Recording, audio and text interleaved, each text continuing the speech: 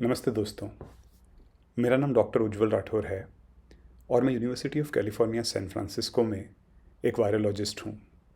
Virologist का मतलब ये है कि मैं ऐसे वायरसेस के साथ काम करता हूँ जो इंसानों में इन्फेक्शन फैलाते हैं और ये समझने की कोशिश करता हूँ कि ऐसे इन्फेक्शन से कैसे लड़ा जाए। पिछले कुछ दिन मेरे लिए, मेरे परिवार के लिए और आप सब लोगों के लिए भी बहुत मुश्किल रहे, बिकॉज़ हम सब की फैमिलीज़ में कोविड पॉजिटिव केसेस आ रहे हैं। मुश्किल ये है कि हॉस्पिटल्स बहुत भरे हुए हैं, डॉक्टर्स के पास समय नहीं है। तो इसलिए मैंने डिसाइड किया कि एक ऐसा वीडियो बनाते हैं जिसमें हम कोविड-19 को घर पे कैसे मैनेज करना है, इसके बारे में बात करेंगे। तो मान के चलते हैं कि आपको तबीयत थोड़ी-सी ख़राब महसूस होने लगी और आपने किसी भी समझदार आदमी की तरह फटाफट से जाके अपना कोविड टेस्ट करा लिया और आप कोविड टेस्ट में पॉज़िटिव आ गए। ज़्यादातर लोग पॉज़िटिव आने के बाद बहुत अलग-अलग तरह से रिस्पॉन्स करते हैं। जैसे मैं आपको अपने 2 अंकल्स की कहानी सुनाता हूँ। मेरे एक अंकल हैं, वो जब पॉज़िटिव आए तो उन्होंने बोला, अरे यार ये कोरोना वोरोना कुछ नहीं होता, ठीक है। कल मैंने ठंडा पानी पी लिया था, उसके से थोड़ा ज़ुकाम हो गया है और 2 दिन से बहुत भाग दौड़ कर रहा हूँ तो थोड़ी थकान है। ये पॉज़िटिव वॉज़िटिव से कुछ नहीं होता है। और एक मेरे दूसरे अंकल, वो जब पॉज़िटिव आए तो वो बहुत ज़्यादा परेशान हो गए। वो न्यूज़ देख रहे थे, अखबारों में खबर पढ़ रहे थे और जैसा कि हम जानते हैं कि बहुत सारे लोगों की डेथ हो रही है, तो उनके मन में डर बैठ गया कि कहीं मेरी डेथ तो नहीं हो जाएगी, कहीं मेरे को हॉस्पिटलाइज तो नहीं होना पड़ेगा। ये दो एक्सट्रीम्स हैं और मैं आपको सजेस्ट करूँगा कि अगर आप पॉजिटिव आए हैं या आपकी फैमिली में कोई पॉजिटिव आया है तो आप ये दोनों अप्रोचेज़ ना लें, बल्कि आप मध्यम मार्ग पकड़ें, यानी मिडिल पाथ लें।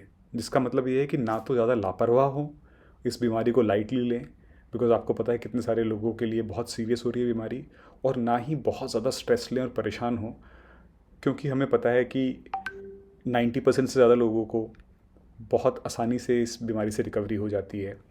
तो बहुत स्ट्रेस नहीं लेना है।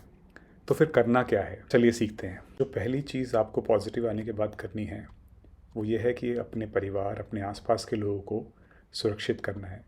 तो पहला स्टेप है, आप अपने आप को आइसोलेट कर लीजिए, मतलब बाकी लोगों से दूर कर लीजिए। बाकी लोगों से अलग कमरे में रहने लगिए। घर में भी मास्क पहनिए जितना पहन सकते हैं। अगर हो सके तो अपना बाथरूम और टॉयलेट सेपरेट कर लीजिए। अब मुझे पता है कि हर घर में ये पॉसिबल नहीं है कि सबके पास अपना सेपरेट टॉयलेट बाथरूम हो। तो उस केस में आप क्या करिए कि सब अपने कमरे में, अपने बाथरूम में, टॉयलेट में वेंटिलेशन बढ़ाने की कोशिश करिए, क्योंकि अगर वेंटिलेशन अच्छा होगा तो वायरस ज़्यादा देर टिका नहीं रहेगा उस बाथरूम में।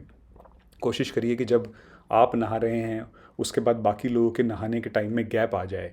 वायरस आपके शरीर के बाहर ज़्यादा समय तक ज़िंदा नहीं रह सकता, और वेंटिलेटेड भी है अगर बाथरूम तो जल्दी से उसकी कॉन्सेंट्रेशन कम हो जाएगी, तो दूसरे इंसान को इन्फेक्शन होने का चांस कम हो जाएगा। बाकी लोगों से अलग होने के बाद जो पहली चीज़ आपको करनी है वो है अपने सिम्टम्स पे नज़र रखनी शुरू करनी है। और कोविड के केस में प्रॉब्लम यह है कि अलग अलग लोगों में बहुत अलग अलग सिम्टम्स होते हैं, इसलिए किसी दूसरे से ये पूछ के कि तुम्हें बुखार कितने दिन रहा, तुम्हारे सिम्टम्स क्या थे, कोई बहुत ज़्यादा फ़ायदा नहीं होने वाला है। आप अपने सिम्टम्स पे नज़र रखिए और किन क्या सिम्टम्स क्या क्या होते हैं। लोगों को बुखार आता है, अक्सर सबसे पहला सिम्टम जनरली वही होता है, लेकिन बहुत लोग ऐसे भी होते हैं जिनको बुखार नहीं आता।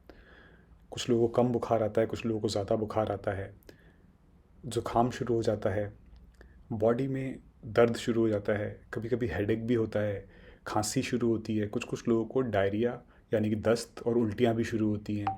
तो आप अपने सिम्टम्स पे बहुत नज़र रखिए, क्योंकि ये सिम्टम्स से हमें बताएंगे कि हमें क्या इलाज करना है घर पे, कैसे उनको हैंडल करना है।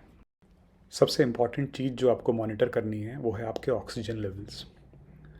तो घर में एक ऑक्सीमीटर का अरेंजमेंट कर लीजिए, पल्स ऑक्सीमीटर। ये बहुत सिंपल सी डिवाइस होती है जिसको अपनी उंगली में लगाया जाता है, और उंगली में लगा के वो आपको ये बताती है कि आपके शरीर के अंदर खून में ऑक्सीजन की मात्रा कैसी है।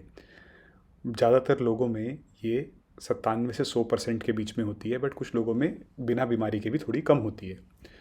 तो आपको देखना ये है कि आपकी जो ऑक्सीजन लेवल है वो 94% से कम तो नहीं जा रही है, 94% से कम नहीं होनी चाहिए। अगर 94% से कम है तो हम आगे बताएंगे कि क्या करना है। इसी पल्स ऑक्सीमीटर में आपको आपकी पल्स भी पता चलेगी। पल्स मतलब आपका दिल कितनी बार धड़क रहा है हर मिनट में। और जनरली ये लोगों का 60 से 100 होता है पल्स रीडिंग। लेकिन अगर आपकी बढ़ी हुई आई है रीडिंग तो घबराइए मत। जब बुखार होता है तो पल्स की रीडिंग बढ़ जाती है, या फिर आप अगर थोड़ी भाग दौड़ कर रहे हैं, आपके दिल को ज़्यादा धड़कना पड़ रहा है, तब भी आपकी रीडिंग बढ़ जाती है। तीसरी चीज़ जो आपको मॉनिटर करनी है, रेगुलरली मॉनिटर करनी है, वो है आपका टेम्परेचर, बॉडी टेम्परेचर। तो एक थर्मामीटर रखिए अपने पास और अपना टेम्परेचर मॉनिटर करते रहिए। टेम्परेचर, ऑक्सीजन और पल्स, ये तीनों चीज़ें आपको दिन में 3 से 4 बार मॉनिटर करनी है कम से कम। कुछ कोविड पॉजिटिव पेशेंट्स को डायरिया, वॉमिटिंग, बदन में दर्द, सिर में दर्द, इस तरह के सिम्टम्स भी आते हैं, और इन सिम्टम्स पर भी नज़र रखिए।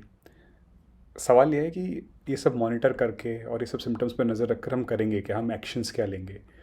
तो नेक्स्ट चीज़ यही है कि एक्शन क्या लेना है अपनी चीज़ों को मॉनिटर करके। अगर हमें बुखार आता है, या हमारी ऑक्सीजन कम होती है, या हमें वॉमिटिंग या डायरिया हो रहा है, तो घर में रहते हुए क्या करें जब हमें डॉक्टर एक्सेसिबल नहीं है, या हॉस्पिटल नहीं जा सकते, या हॉस्पिटल जाने की ज़रूरत नहीं। पहला काम जो आपको करना है वो अपने शरीर को आराम देना है, जितना आराम आप दे सकते हैं। अगर आपको बहुत ही हल्के माइल्ड सिम्टम्स भी हैं, तब भी आपके शरीर को आराम की बहुत ज़रूरत है। बिकॉज़ ये वायरस आपकी बॉडी के अंदर घुसा है, आपके गले में खूब सारा बना है, फिर उसके बाद आपके फेफड़ों में जा रहा है। फेफड़ों में जाके ये वायरस फेफड़ों में नुकसान पहुंचाएगा, और उस नुकसान की अच्छे से रिकवरी तभी हो पाएगी, आप एक परफेक्ट फिट तभी हो पाएंगे जब अपने शरीर को बहुत रेस्ट देंगे। तो अपने फेफड़ों को आराम दें, प्राणायाम ना करें, कोई एक्सरसाइज ना करें, अपने गले को आराम दें, फ़ोन पे बात ना करें बहुत ज़्यादा, थोड़ा रेस्ट दें अपने गले को, अपनी आँखों को आराम दें, मोबाइल पे थोड़ा कम देखकर, और ऐसे ऑफिस के काम, कोई भी चीज़ें जो आप पोस्टपोन कर सकते हैं उनको कुछ 2 हफ्ते के लिए कम से कम पोस्टपोन कर दें। Full time complete bed rest लें, इवन अगर आपके सिम्टम्स माइल्ड हैं। दूसरा इंपॉर्टेंट एक्शन जो आपको लेना है वो है खूब दबा के पानी पीना है। जितनी भी वायरल डिजीज़ होती हैं उनमें पानी पीने से बहुत फ़ायदा मिलता है।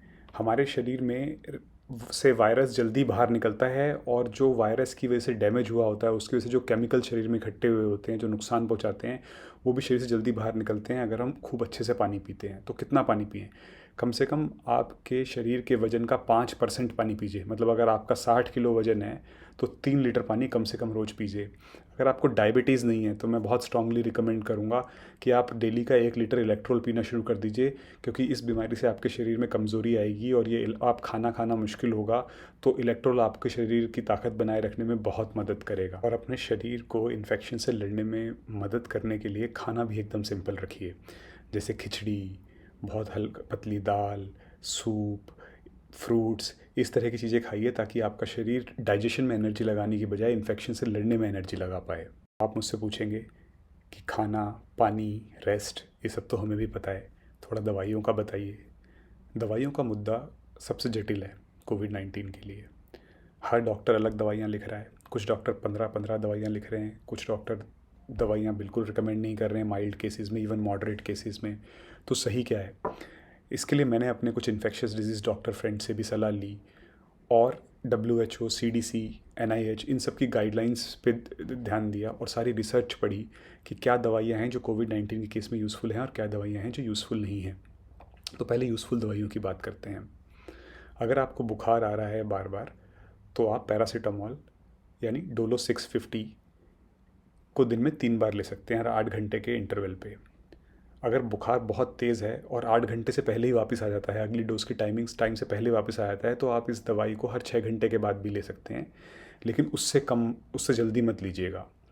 अगर बुखार 6 घंटे से भी पहले वापस आ जाता है तो आप अपने माथे पर, गले पर, हाथों पर ठंडे पानी की पट्टियाँ रखिए और बुखार उससे उतारिए, और जब 6 घंटे पूरे हो जाएं तब अगली डोज लीजिए। अगर बुखार बहुत लो है और बहुत दिनों के बाद आ रहा है तो तभी दवाई लीजिए जब बुखार की, जब आपको ज़रूरत हो, वरना बुखार की दवाई लेने की ज़रूरत नहीं है। तो ये हो गई बुखार की बात।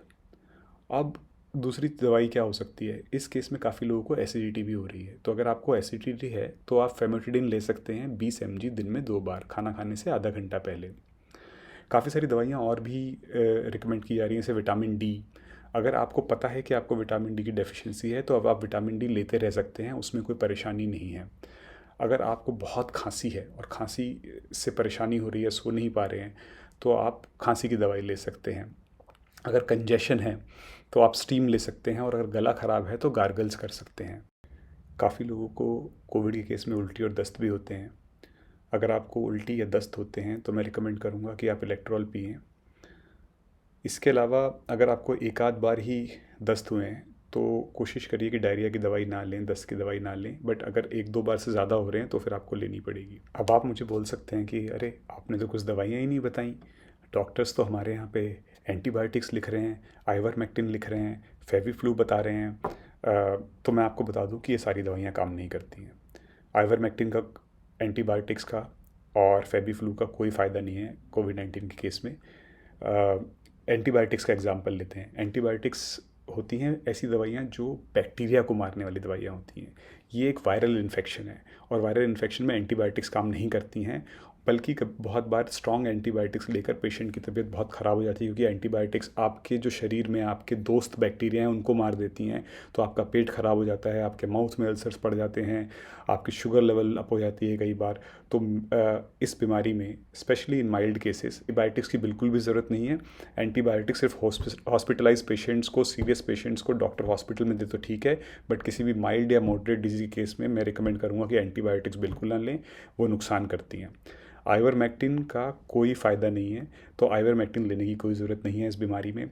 फेबिफ्लू एक एंटीवायरल है, बट रिसर्च ने दिखाया है कि कोविड-19 के केस में फेविफ्लू का कोई फ़ायदा नहीं है। तो इसलिए फेविफ्लू की बहुत हाई डोज जो डॉक्टर्स रिकमेंड कर रहे हैं उनको लेने की बिल्कुल ज़रूरत नहीं है। इतनी सारी दवाइयाँ लेकर कभी कभी आपका शरीर दवाइयों के साइड इफ़ेक्ट से ही बहुत वीक हो जाता है। तो जो दवाई ज़रूरी है सिर्फ वही लें, अननेसेसरी दवाइयाँ ना लें।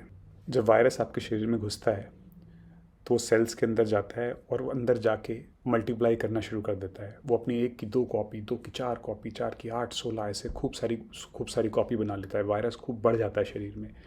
लेकिन इस टाइम पे हमारा जो रोग प्रतिरोधक क्षमता है, हमारा जो इम्यून सिस्टम है, वो भी चुपचाप नहीं बैठा होता, वो इस वायरस से लड़ रहा होता है। और ज़्यादातर केसेस में वो इस वायरस से लड़के 7 से 9 दिन के अंदर इस वायरस को शरीर से बाहर निकाल देता है। और 9 दिन के बाद लगभग आपके शरीर में कोई वायरस नहीं बचता। बट कभी कभी हमारा जो रोग प्रतिरोधक क्षमता है, हमारा जो इम्यून सिस्टम है, वो हाथ से बाहर निकल जाता है। उसको समझ नहीं आता कि वायरस शरीर से निकल चुका है। वो फिर भी लड़ता रहता है और हमारा अपना इम्यून सिस्टम हमारे फेफड़ों में और डैमेज पहुंचा देता है, लड़ लड़कर। तो ऐसे में डॉक्टर्स क्या करते हैं, ऐसे पेशेंट जनरली बहुत सीरियस हो जाते हैं और हॉस्पिटलाइज होते हैं और ऑक्सीजन सपोर्ट पर होते हैं। तो डॉक्टर्स उन पेशेंट्स को एक तरह की दवाई देते हैं जिसको बोलते हैं स्टेरॉइड्स। ये दवाइयाँ आपके इम्यून सिस्टम को डाउन कर देती हैं, आपकी रोग प्रतिरोधक क्षमता को कम कर देती हैं, ताकि आपका शरीर, आपका इम्यून सिस्टम लड़ना बंद करे। वायरस तो है नहीं, तो लड़के डैमेज क्यों पहुंचाना है। तो ये स्टेरॉइड्स बहुत हेल्प करते हैं सीरियस पेशेंट्स में, लेकिन ये बहुत ख़तरनाक दवाई होती है। तो ये डॉक्टर्स की सलाह के बिना, हॉस्पिटलाइज हुए बिना, डॉक्टर जब आपको मॉनिटर नहीं कर रहे हैं उस टाइम बिल्कुल भी नहीं लेनी चाहिए। कुछ डॉक्टर्स पहले दिन से इन्फेक्शन के ये स्टेरॉइड्स रिकमेंड कर देते हैं, जबकि वो बिल्कुल गलत है। बिकॉज आपके इन्फेक्शन जब शुरू हुआ है तो आपके शरीर में खूब सारा वायरस है, और अगर आप उस टाइम स्टेरॉइड्स ले लेंगे तो आपकी तो पूरी रोग प्रतिरोधक क्षमता कम हो जाएगी और उस टाइम पे इन्फेक्शन जो है वो फैल जाएगा ज़्यादा, फेफड़ों में ज़्यादा डैमेज होगा। तो कभी इवन डॉक्टर भी आपको लिखे तो अपने इन्फेक्शन के शुरू के 7 दिन में स्टेरॉइड्स मत लीजिए। अपनी मर्ज़ी से स्टेरॉइड्स कभी भी मत लीजिए। स्टेरॉइड्स बहुत मदद करते हैं सीरियस इन्फेक्शंस में, लेकिन वो सिर्फ हॉस्पिटलाइज पेशेंट्स को डॉक्टर की ऑब्जर्वेशन के अंदर ही मिलने चाहिए। फाइनली मैं आपको ये कहना चाहूँगा कि ज़्यादातर केसेस में सिर्फ रेस्ट, पानी, पैरासीटामॉल, इलेक्ट्रॉल, इन चीज़ों से बीमारी कंट्रोल में आ जाती है। तो आपको अननेसेसरी दवाइयाँ लेने की ज़रूरत नहीं है। एक सिचुएशन जिसमें आपको कुछ एक्स्ट्रा करने की ज़रूरत है वो ये है कि अगर आपके ऑक्सीजन लेवल कम आने लगते हैं, अगर आपके ऑक्सीजन लेवल 94% से कम आते हैं तो आपको प्रोन पोजीशन ट्राई करना चाहिए। प्रोन पोजीशन का मतलब क्या होता है, बड़ा सा नाम लगता है, लेकिन बहुत सिंपल सी बात है कि पेट के बल लेटना। जब आप पूरी रात अपनी कमर के बल लेटे होते हैं या पूरे दिन कमर के बल लेटे होते हैं तो बहुत बार फेफड़े थोड़ा इन्फेक्शन के साथ सिकुड़ जाते हैं और ऑक्सीजन का एक्सचेंज जो होता है वो अच्छा नहीं रहता, एफिशिएंट नहीं रहता। तो अगर आप पेट के बल लेट जाएं कुछ समय के लिए, पेट के बल कैसे लेटना है कि अपने डायफ्राम के नीचे, यानी अपने रिब्स के नीचे एक तकिया लगा लीजिए, अपने पेट के नीचे एक तकिया लगा लीजिए और एक तकिया अपनी गर्दन के नीचे लगा लीजिए, ताकि आपकी छाती थोड़ी उठ जाए। और पेट के बल लेट जाइए और थोड़ी हल्की गहरी सांसें लीजिए। आधा घंटा तक आप ऐसा लेटेंगे तो आपको पता चलेगा कि अगर आपकी ऑक्सीजन 90 पर भी आ गई है, 80s में भी आ गई है, तो वो 5-10% बढ़ जाएगी इमीडिएटली। तो दिन में बार बार अपनी ऑक्सीजन को बढ़ाने के लिए ये प्रोसीजर फॉलो करिए। अगर आप पेट के बल नहीं लेट पा रहे हैं बैक पेन की वजह से या किसी और कारण की वजह से, तो आप सेम चीज़ तकिया ला के साइडवेज भी कर सकते हैं। बट कंटिन्यूसली अपनी कमर के बल मत लेटे रहिए, बीच बीच में पेट के बल लेटिए, साइड के बल लेटिए और बीच बीच में बैठिए। ये चीज़ आपकी ऑक्सीजन लेवल को इम्प्रूव करेगी। कभी कभी कुछ लोगों की ऑक्सीजन नॉर्मली 94-95 चल रही होती है, लेकिन वो ऑक्सीमीटर लगाते हैं और रीडिंग लेते हैं और देखते हैं कि ऑक्सीजन अचानक 85 पे है और घबरा जाते हैं। ऐसी सिचुएशन में घबराना नहीं है, बट अलर्ट हो जाना है। तो आपको क्या करना है, आपको फिर से रीडिंग लेनी है और देखना है कि बार बार आपकी ऑक्सीजन 80s में आ रही है या फिर वो गलती से एक बार या एक आध बार ही 85 की या 80 के आसपास आई है। तो आप कैसे ऑक्सीमीटर को सही से यूज़ करना सीखना भी बहुत ज़रूरी है। ऑक्सीमीटर आप जब यूज़ कर रहे हैं तो आपके कमरे में नॉर्मल लाइट होनी चाहिए, बहुत ज़्यादा अंधेरा नहीं होना चाहिए, और एकदम टेबल लैंप के नीचे बैठ के भी रीडिंग नहीं लेनी है, दोनों तरह से रीडिंग गलत आएगी। कोशिश करिए जिस उंगली में आप ऑक्सीमीटर लगा के रीडिंग ले रहे हैं उस उंगली में नेल पॉलिश ना लगी हो, वरना उसकी वजह से भी कभी कभी रीडिंग गलत आती है। अगर आपकी रीडिंग अचानक से कम आए तो आप कम से कम 2 से 3 उंगलियों में रीडिंग लेके कंफर्म करिए कि वो रीडिंग जेन्युइनली कम है। अगर वो रीडिंग जेन्युइनली कम है तो प्रोनिंग पोजीशन स्टार्ट करिए, प्रोनिंग पेट के बल लेटिए कुछ समय के लिए और देखिए कि उससे ऑक्सीजन इंप्रूव होती है कि नहीं होती। अगर प्रोनिंग करके पेट के बल लेटकर साइड में लेटकर भी आपकी ऑक्सीजन 92 प्लस में नहीं जाती है, तो ये समय है जब आपको अपने लिए डॉक्टर ऑक्सीजन का अरेंजमेंट करना है। अभी हॉस्पिटल्स में हालत बहुत ख़राब है, लेकिन अगर आप हॉस्पिटल में ऑक्सीजन वाला बेड आपको मिल पाए, ऑक्सीजन सपोर्ट मिल पाए, तो वो बेस्ट ऑप्शन है। अगर आपको वो नहीं मिल पाती तो आपके पास घर में ऑक्सीजन सपोर्ट के लिए 2 ऑप्शंस हैं। पहली ऑप्शन है ऑक्सीजन सिलेंडर्स। इन ऑक्सीजन सिलेंडर्स से एक ट्यूब निकलती है जो आप अपनी नाक में लगा सकते हैं, और वो नाक में लगाकर कुछ समय तक ऑक्सीजन लेकर आपकी ऑक्सीजन दोबारा अगर 92 प्लस आ जाती है तो बहुत अच्छी बात है। अगर नहीं आती तो आपको इमीडिएटली हॉस्पिटल को कांटेक्ट करना चाहिए किसी। दूसरी ऑप्शन ऑक्सीजन कॉन्सेंट्रेटर्स की है। ये ऑक्सीजन कॉन्सेंट्रेटर्स क्या करते हैं कि ये हवा को अंदर खींचते हैं और नॉर्मल हवा में जो नाइट्रोजन होती है, जो कि बहुत ज़्यादा परसेंटेज में होती है, उसको निकाल के अलग कर देते हैं। तो जो ऑक्सीजन की कॉन्सेंट्रेशन है वो बढ़ जाती है, और इसको फिर आप नाक में ट्यूब लगा के लेते हैं तो आपकी ऑक्सीजन इंप्रूव होती है। तो घर में ऑक्सीजन लेवल्स मेंटेन करने के लिए अगर वो 90 से लो जा रहे हैं तो oxygen cylinder and oxygen concentrators 2 options हैं जो आपको एक्सप्लोर करनी चाहिए। अगर घर में भी ऑक्सीजन सपोर्ट लेकर आपकी ऑक्सीजन 92% के ऊपर मेंटेन नहीं हो पा रही थी और आपको हॉस्पिटलाइज होना पड़ा, तो भी बहुत घबराइए मत। जो डॉक्टर्स हैं वो आजकल ऑक्सीजन सपोर्ट वाले पेशेंट्स को बहुत बेटर हैंडल करना सीख गए हैं, तो मोस्ट लाइकली आप फर्स्ट क्लास फिट होकर जल्दी अपने घर आ जाएंगे, तो घबराना नहीं है। डॉक्टर्स क्या करेंगे, हॉस्पिटल में आपकी ऑक्सीजन बहुत कम जा रही होगी तो आपको बेटर मशीन से ऑक्सीजन देंगे, या किस बहुत सिवियर केसेस में वेंटिलेटर की भी ज़रूरत पड़ सकती है। और हॉस्पिटल में डॉक्टर मोस्ट लाइकली आपको स्टेरॉइड थेरेपी स्टार्ट करेंगे और जो भी आपके सिम्टम्स के लिए दवाई है वो देना शुरू करेंगे। एक और चीज़ जो मैं हॉस्पिटलाइज पेशेंट्स के लिए बताना चाहूँगा वो ये है कि अगर कोई पेशेंट बहुत सिवियरली इल है और बहुत क्रिटिकल है तो रेमडेसिविर उसको कोई मदद नहीं करती है। तो ब्लैक मार्केट से रेमडेसिविर खरीदना है, रेमडेसिविर के लिए परेशान होने की कोई कारण नहीं है। रेमडेसिविर का कोविड-19 के केस में बहुत ही मिनिमल फ़ायदा है, और वो भी सिवियर या क्रिटिकली इल पेशेंट्स के लिए उसका कोई फ़ायदा नहीं है। तो अननेसेसरली रेमडेसिविर ढूंढने के लिए परेशान मत होइए। सिचुएशन की बात करते हैं जब धीरे धीरे आपके सिम्टम्स कम हो गए हैं, फ़ीवर कम हो गया है, कभी कभी आ जाता है लेकिन वैसे बहुत कम है, आपका ऑक्सीजन लेवल 95 प्लस मेंटेन हो रहा है, आप थोड़ा बेटर भी फील करना शुरू कर चुके हैं, यानी आप काफ़ी हद तक रिकवर कर चुके हैं, लेकिन काफ़ी दिन बाद तक भी आपको एक चीज़ परेशान कर रही है कि आपको काफ़ी वीकनेस फील हो रही है। ये कोविड-19 केस में काफ़ी कॉमन सिम्टम है वीकनेस फील होना, और इसका कारण ये है, या फिर आप साथ में कुछ खा नहीं पा रहे हैं, आपका मन कर रहा है खाने का, खाना सामने रखा है लेकिन खाया नहीं जा रहा है। इसका कारण ये है कि जो वायरस शरीर के अंदर गया है तो उसने बहुत इधर उधर उत्पात मचाया है, उसने आपके फेफड़ों में डैमेज किया है, उसने आपके गले में खराश दी है, उसने ऐसी बहुत चीज़ें की हैं जिनसे शरीर अभी रिकवर कर रहा है, और उसकी वजह से वो सारी वीकनेस है। तो ये बहुत इंपॉर्टेंट है कि जब आपके सिम्टम्स सारे ख़त्म हो जाएँ उसके बाद भी कम से कम 1 हफ़्ता आप पूरा आराम लें, अपने शरीर को समय दें कि वो पूरी तरह से हील हो सके। जल्दी ना करें ऑफिस जाने की, जल्दी ना करें काम पे जाने की अगर पॉसिबल है, और सीढ़ियाँ चढ़ने उतरने की, एक्सरसाइज शुरू करने की बिल्कुल भी जल्दी ना करें। अपने शरीर को हील होने का टाइम दें, और कुछ समय के बाद धीरे धीरे आप ये देखेंगे कि आपकी डाइट वापस आ रही है, आपकी वीकनेस कम हो रही है। बट एक लंबा प्रोसीजर है ये, कभी कभी कुछ पेशेंट्स को स्मेल और टेस्ट वापस आने में भी टाइम लगता है, तो उसमें कुछ भी एबनॉर्मल नहीं है।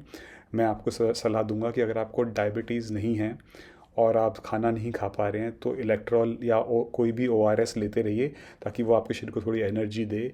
जूसेस ले, फ्रूट्स खाते रहिए, हल्का खाना खाते रहिए, धीरे धीरे धीरे धीरे आप बिल्कुल एकदम 100% फिट हो जाएंगे।